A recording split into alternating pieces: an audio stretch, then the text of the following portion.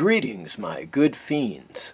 Your old pal, Horror Mike, took a trip to the local comic book shop last Saturday for Free Comic Book Day and picked up a couple of free comic books along with a few other issues. So let's take a look and see what I picked up. First off, maybe one of the most unique free comic books ever offered on Free Comic Book Day. This is Stories from the Atlas Comics Library, published by Fantagraphics in conjunction with Marvel Comics.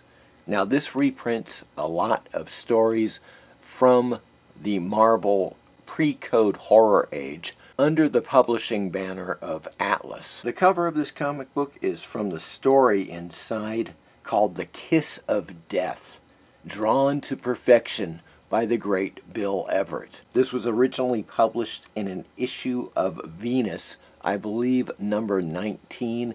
On the left-hand side, we see Marvel and Fantagraphics present a guided tour of the wonders of Atlas Comics. And they talk about the stories contained within this comic book and where they are from in the new Fantagraphics line of Atlas pre-code reprints, including volumes such as Adventures into Terror and Venus, as well as a book focusing on the pre-code art of the great Joe Maneely, who did a ton of work for Marvel and Atlas. The first story, The Raving Maniac, written by Stan Lee and drawn by Joe Maneely, is really hilarious. It's Stan Lee's satire on anti-comics crusader Frederick Wortham.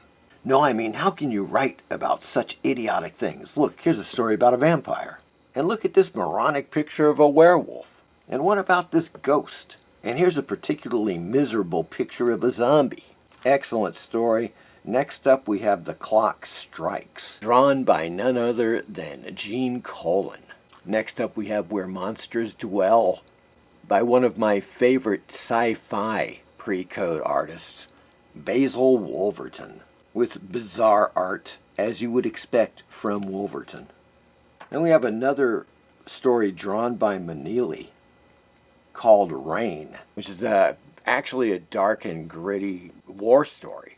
Then we take a decidedly comic turn with Pascal the Rascal. Appears to be some kind of a takeoff on Dennis the Menace. Apparently this is also drawn by Joe Maneely.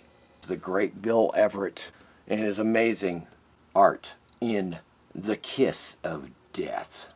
I mean, when you have two skeletons duking it out, I mean, you cannot lose. And there's the soldiers being introduced to major cleavage here. Some really cool skeleton panels here from Everett. And as you can see on the back page, the Atlas Comics Library. Collect them all. You have Adventures into Terror, as I mentioned before, along with Venus.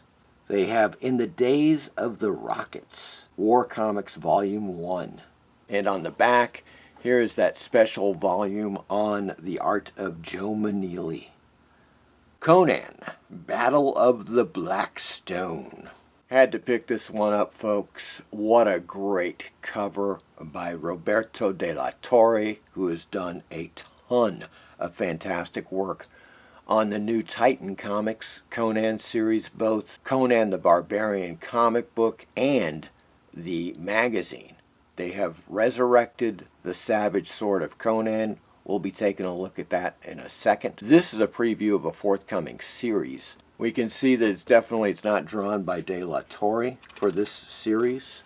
It is drawn by Jonas Scharf, who's the artist. Jim Zub continues as the writer. I'm liking this Jonas Scharf art. The colors are great, but I think this guy's artistry is really quite good. There's a book I ended up buying. This is issue number 10 of the current Conan the Barbarian series. Fantastic cover, once again by De La Torre. And as you can see here, these are two De La Torre covers. On the inside, it's all De La Torre art for this series. Now this is issue 10. He started off with 9, so you got issues 9, 10, 11, and 12, which will be all De La Torre interior art. Far Shores and Fearless Men. Nice splash page there.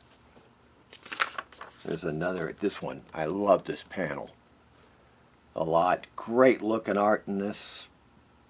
And last but not least, folks, The Savage Sword of Conan, issue number 2 from Titan Comics. Just came out several days ago. So here we have the Conan story on the inside. And I'm not wild about the art. I gotta say, it's Richard Pace doing the art. Jim Zub does return here in the magazine for the writing chores. It's interesting art. Some people may like this type of thing. I'm just not a huge fan of it. Solomon Kane returns. This is the second installment, drawn and written by Patrick Zircher. Really great. They used this in the last one. And the story continues. Excellent stuff here, folks. Ancient mythology. Well drawn, well executed by Patrick Zircher. Highly recommended. This is the highlight to me of the magazine. It's really cool. I'm not going to show you too much. I don't want to give it away. And towards the back we have a really cool one-pager of Solomon Kane, a pinup by Nick Marinkovich. I'm not familiar with the artist, but that is a fine piece of work. That concludes our look at the latest Savage Sword of Conan. Once again, I picked up the Savage Sword of Conan, the Conan Battle of the Black Stone for Free Comic Book Day, as well as this issue number 1 of stories from the Atlas Comics library for Free Comic Book Day, as well as issue number 10 of Conan the Barbarian. Cover by De La Torre with interior art by De La Torre as well. I hope you enjoyed this video, and as always, please like and subscribe. Thank you.